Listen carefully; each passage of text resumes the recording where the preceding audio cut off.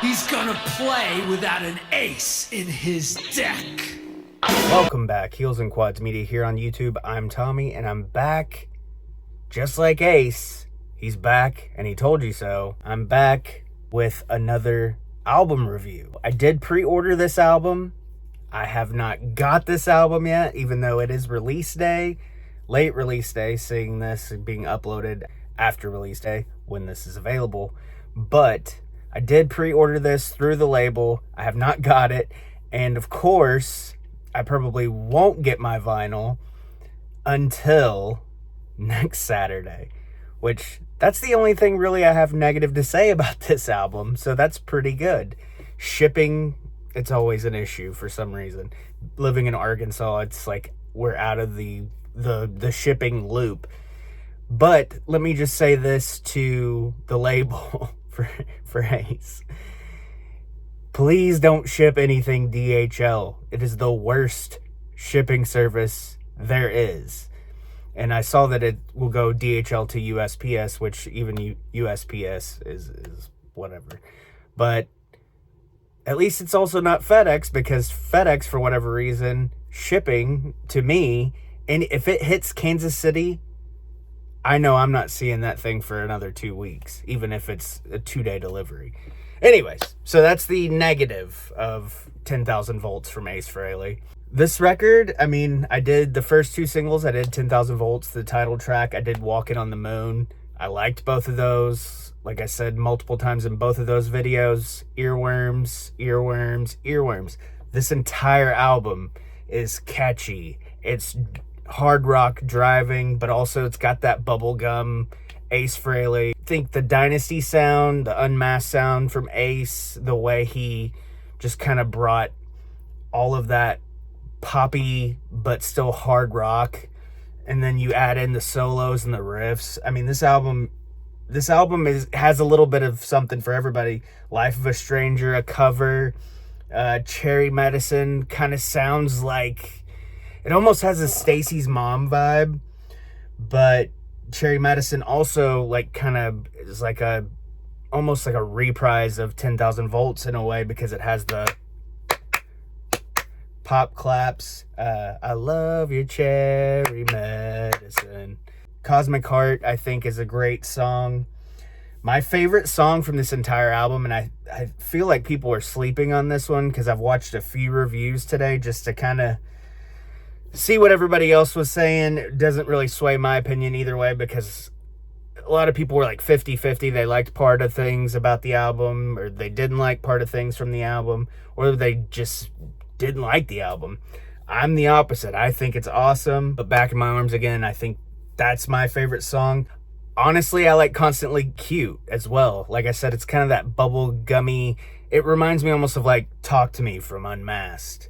Like I said before, Life of a Stranger, cover, but it's got a ripping solo on it. Sounds great. All the solos on this album are really good. And I know Steve Brown from Trickster, who produced the record, I know he helped a lot with the guitar work and stuff. And I don't know how much he played on it, honestly. And I've talked to Steve via Instagram, and I hope to have him on the show for an interview to talk about the album, because I want to ask him how much he really played on it. Fighting for Life seems to be the overall favorite track from the album. And it's good, it's just not my favorite. I really think Back Into My Arms Again sounds like a Kiss song. It sounds like it could have been on Dynasty or Unmasked, much like Constantly Cute. Up in the Sky, kind of, I don't know, it's kind of different. It's got a different vibe. Doesn't seem very Acey, but I like it. It sounds good. The opening riff, kind of like a Bo Diddley New York Groove kind of opening riff to it.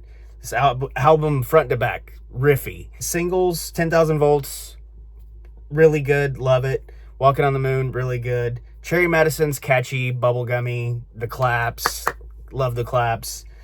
Not the clap, but the claps. Honestly, I hope he does another single from this, and I think what'll end up happening, end up being Fighting for Life, but I want it to be Back Into My Arms Again, because I think people heard that song, like the mass heard that song, like if it's a video on YouTube or it gets a little airplay on SiriusXM, that could be a song that's, a big one for Ace.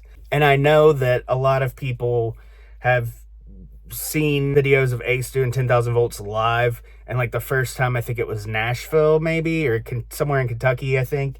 And it was kind of not great. Ace admits he's sloppy. He doesn't really practice all that much.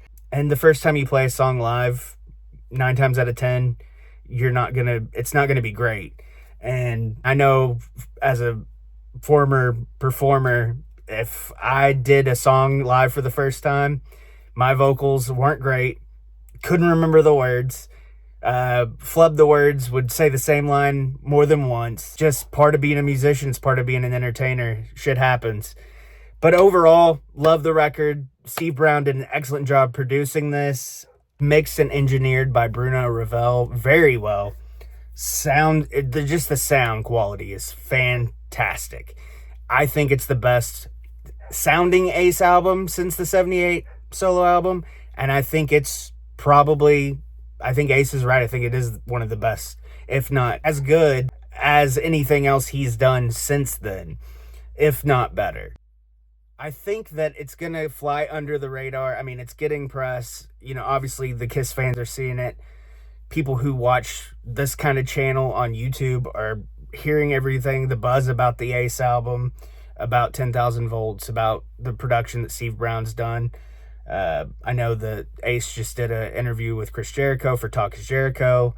I haven't listened to the full interview, but I saw a clip on YouTube of that today while I was at work. And I hope, and Ace even said on an interview, I think it was with Rock Experience with Mike Brunn. Mike said, it's not going to sell 1 million albums like he did in the 70s. And Ace said, nobody does that anymore unless you're Taylor Swift, which is true. I'm excited to see what it does. I'm excited to see the amount of units actually moves.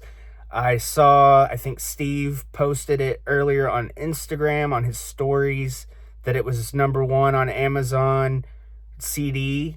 I'm assuming probably hard rock or classic rock or whatever category it was under, and then the vinyl was 3rd, and Mick Mars happened to fall 2nd. And that's going to be my next album review. I haven't listened to the full thing yet because I was trying to get this out as soon as possible, because I posted earlier. I knew that if I waited until I got the vinyl, it would be exciting because I'd get to hear it on vinyl and I'd get to show the actual vinyl on the video. But I knew if I waited till next Saturday, nobody would give a shit about watching my video. And speaking of not giving a shit, I can see now that nobody likes when we talk about new music. The last episode that we did together was a total flop. So I think we're going to call it a wash on that. No more new music. No more covering the Billboard charts, that is. If it's an older band putting out new music, or a metal band that Levi listens to and he does an album review, that's awesome. But as far as like new music that doesn't pertain to what we do, what we talk about on the usual, no more of that. So anyways, overall, love the record, love Ace. Check it out if you haven't already. Apple Music, Spotify, buy the album. Walmart's got the lenticular cover. I saw Target, their CD was sold out right before I hit the record button on this video. And get the vinyl, get whatever variant you want, get all the variants you want. It's your money, your choice. Don't let anybody tell you that 11 variants is too many. And tell your friends, tell your enemies, and I'll see you next time, hopefully with Mick Mars' review. See you next time.